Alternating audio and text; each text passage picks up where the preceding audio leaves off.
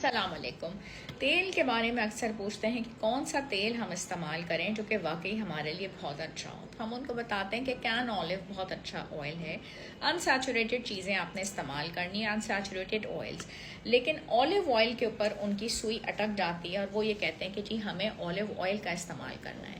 एक बात बड़े वाज़े तौर पे आपको बता दी जाए कि ऑलिव ऑयल में खाना नहीं बनाना होता, उसका जो स्मोक पॉइंट है वो बहुत ही कम है और थोड़े से कम वैल्यू के अंदर ही जो उसमें से टॉक्सिन्स रिलीज होते हैं वो कार्सिनोजेनिक है। ये मैं आपको बहुत ही इजी करके बता रही हूँ।